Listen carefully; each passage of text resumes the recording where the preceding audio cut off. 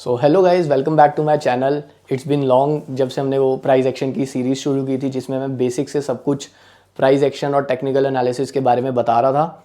तो ये next video है जिसमें हमने लास्ट वीडियोस में, अगर आपने नहीं देखी है तो उसे आप जाके देखो। उसमें हमने basics of trading view cover किया है, बेसिक्स ऑफ कैंडल्स कवर किया है और बेसिक्स ऑफ स्टॉक मार्केट भी इवन हमने कवर किया है कि हाउ इट एक्चुअली वर्क्स। तो उसके बाद हम टेक्निकल एनालिसिस पे स्विच किए थे और आज का टॉपिक हमारा रहेगा सपोर्ट एंड रेजिस्टेंस। ये सबसे इंपॉर्टेंट टॉपिक रहता है, एक सबसे बैकबोन होता है प्राइस एक्शन का, टेक्निकल एनालिसिस का। और जो बड़े बड़े कई लोग हैं जो सिर्फ सपोर्ट एंड रेजिस्टेंस पे ही ट्रेड करते हैं, वो उसके अलावा कुछ भी नहीं देखते। तो अब हम सपोर्ट एंड रेजिस्टेंस के बारे में स्क्रीन पे देखेंगे, बट उससे पहले सपोर्ट होता क्या है। जहाँ पर भी ये मेरा हाथ है, ठीक है, ये प्राइस है, प्राइस नीचे आ रहा है, नीचे आ रहा है, ये एक सपोर्ट है। नीचे आते आते मार्केट यहाँ पे रुकी, यहाँ से एक बाउंस बैक लिया।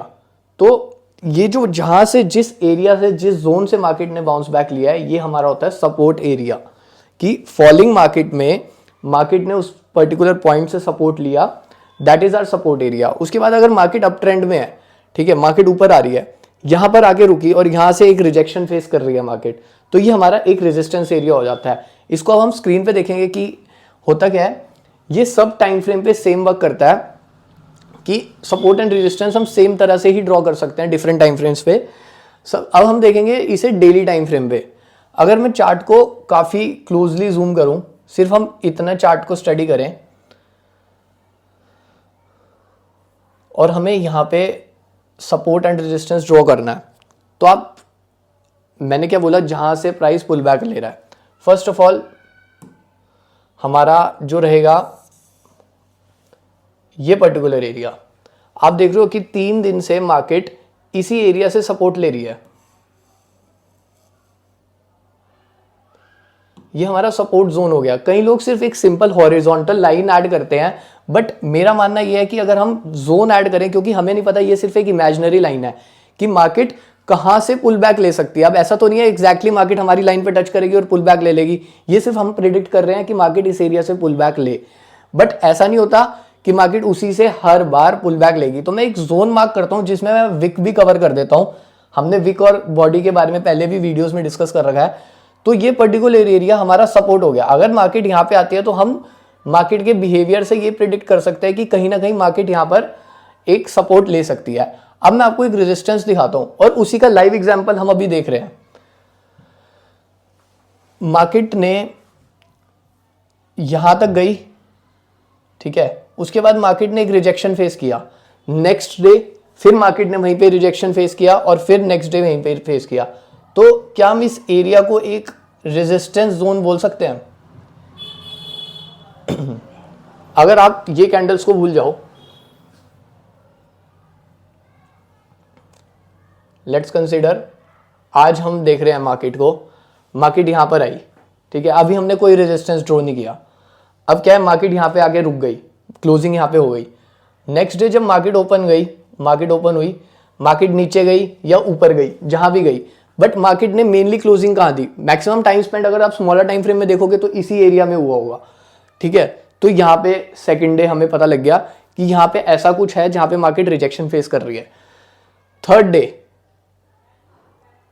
अगेन मार्केट यहीं पर ओपन होती है और market tried to go up, but sustain नहीं कर पाई, क्योंकि रेजिस्टेंस के ऊपर सस्टेन करने के लिए मार्केट के पास वॉल्यूम होना चाहिए, पर्टिकुलर बायर्स होने चाहिए कि मार्केट को इतना स्ट्रांग बना दें कि मार्केट उससे ऊपर सस्टेन करे।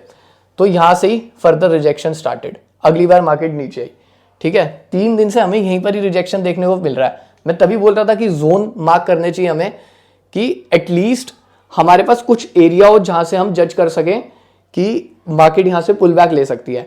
सिंपली हम, ऐसा नहीं है कि हम यही कहेंगे कि मार्केट यहां पे आई, यहां पे हम अपना ऑर्डर प्लेस कर देंगे कि यहां से मार्केट नीचे आएगी, ऐसा नहीं होता। हमें कुछ कंफर्मेशंस देखनी होती है, वो हम कमिंग क्लासेस में देख लेंगे कि कैसे वो वर्क करता है। थर्ड डे क्या हुआ, मार्केट यहां पे क्लोज हो गई थी। आज के दिन मार्केट यहीं पर ओपन हुई जहां पे क्लोज हुई, मार्केट ऊपर जाना स्टार्ट हुई। अब सिंस 1 आवर में मैं पर्सनली इस गोल्ड का चार्ट देख रहा हूं 1-1.5 घंटे से, मार्केट यहीं पर ही कंसोलिडेट कर रही है। ऐसा क्यों? मार्केट के पास ऐसा कुछ है ना यहाँ इस एरिया में जो मार्केट को रिजेक्शन फेस करना पड़ रहा है और मार्केट ब्रेक नहीं कर पा रही है। बहुत देर से, अगर मैं आपको दिखा भी दूं कि मार्केट कितनी देर से यहाँ पे टाइम स्पेंड कर रही है इसी पर्टिकुलर एरिया में, तो आप ये देखो,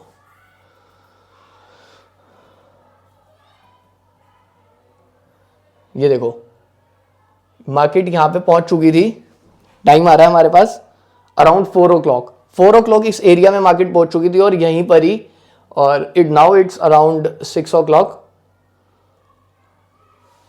6:10, यहीं पर ही मार्केट कंसोलिडेट कर रही है। तो इस पर्टिकुलर एरिया में हमारे पास कुछ है जो मार्केट को, जो बायर्स हैं उन्हें इस लेवल को ब्रेक नहीं करने दे रहा, तो दिस इज रेजिस्टेंस।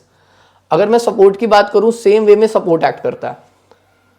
प्राइस आया नीचे, यहां से हमें पुल बैक मिला इस जोन से, हम डेली टाइम फ्रेम में थे, आप उसी में ही एक बार देखो तो ज्यादा क्लियरली समझ आएगा।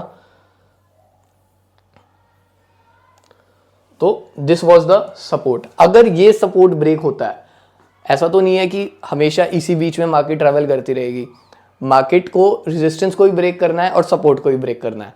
तो मार्केट अगर सपोर्ट ब्रेक करती है तो हमारा नेक्स्ट सपोर्ट क्या होगा, हमें क्लियरली दिख रहा है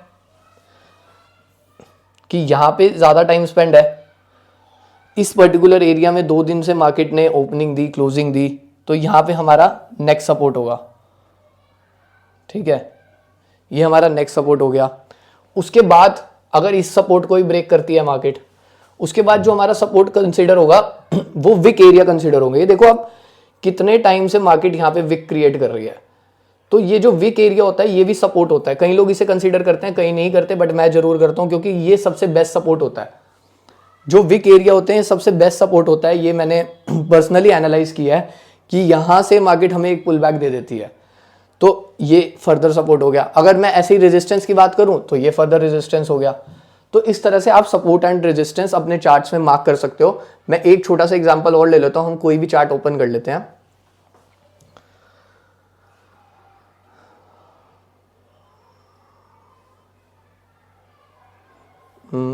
लेट्स से HDFC बैंक।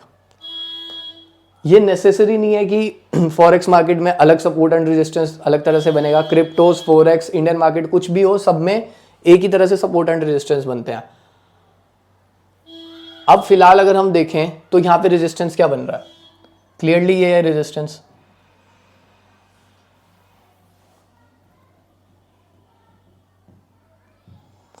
अगर मार्केट ऊपर आएगी तो इस एरिया में मार्केट जरूर कुछ ना कुछ ऐसा फेस करेगी कि मार्केट हल्का सा पुल बैक शो कर सकती है, क्योंकि ये करंटली रेजिस्टेंस है। इसे ब्रेक करने के लिए मार्केट के पास अच्छा पैसा और अच्छी वॉल्यूम होनी चाहिए। मार्केट ऊपर जा सकती है नो डाउट, बट सस्टेन करना इज अनदर थिंग। तो सपोर्ट एंड रेजिस्टेंस इस तरह से वर्क करते हैं। अब इसमें प्राइस एक्शन में क्या काम आते हैं ये हम नेक्स्ट वीडियोस में पढ़ेंगे। करंटली आप इसे भी देख सकते हो। और एक सबसे इंपॉर्टेंट चीज, अगर ये रेजिस्टेंस ब्रेक होता है तो ये सपोर्ट बनता है मार्केट के लिए। अब इसका एग्जांपल मैं आपको दिखा देता हूं। करंटली ये एक रिजेक्शन एरिया था, अगर आप इस चीज को भूल जाओ,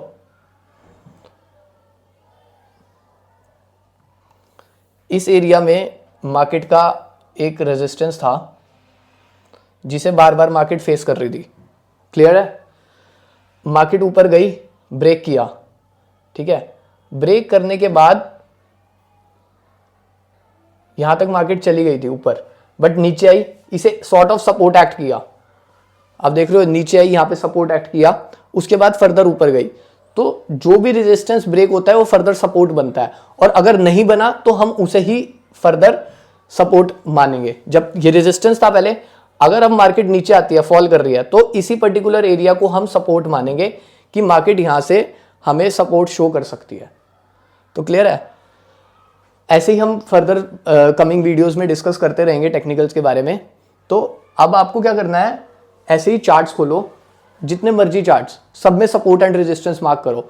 कंसीडर कोई भी टाइम फ्रेम कर लो, और उसके अलावा आपको जितने ज़्यादा मार्किंग्स करोगे, जितने ज़्यादा एक्यूरेट सपोर्ट एंड रेजिस्टेंस बनाने आएंगे, उतना ज़्यादा आपको प्राइस एक्शन में फर्दर हेल्प होगी, क्योंकि यही एक बैकबोन है टेक्निकल एनालिसिस की। सो मिलते हैं नेक्स्ट वीडियो में। Thanks for watching, do like this video, thank you.